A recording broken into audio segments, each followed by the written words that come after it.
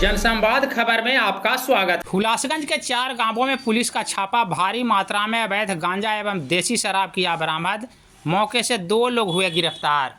दरअसल हुलासगंज थाना क्षेत्र के गिदरपुर, गेंदा बिघा, मानो बिघा एवं रूपा बिघा गांव में पुलिस ने छापेमारी की, जिसमें भारी मात्रा में गांजा का पेड़ बरामद किया गया।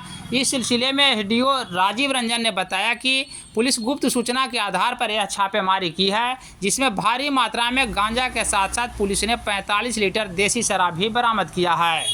इस सिलसिले में उन्होंने क्या कुछ बताया, आइए सुनते हैं।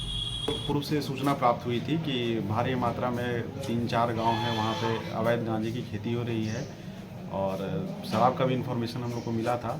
तो मेरे द्वारा और एसडीपीओ और बीडीओ हुलासगंज और 2-3 दंडाधिकारी को नियुक्त किया गया और एक टीम बना करके डिफरेंट विभिन्न गाँवों में छापा किया गया। छापा के दौरान में लगभग हम लोग को कम से कम जो विभिन्न गांव जैसे कि गिदरपुर हो गया, गेंदा बिघा, रूपा बिघा, मानो बिघा और केदारपुर, ये चारों गांव में हम लोग को 100 से 150 के करीब में अवैध गांजे का पौधा या पेड़ बोल सकते हैं, वो हम लोग को बरामद हुआ है।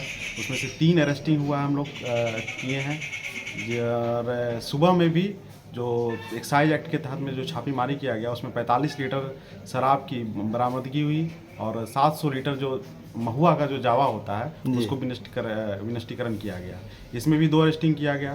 तो मेरा यही है कि हम लोग लगातार, मेरे और एसडीपीओ और सभी थाना की टीम के द्वारा लगातार एक्साइज एक्ट के तहत में और एनडीपीएस एक्ट के तहत में लगातार छापेमारी किया जा रहा है और जीरो टॉलरेंस की नीति अपनाई जाएगी।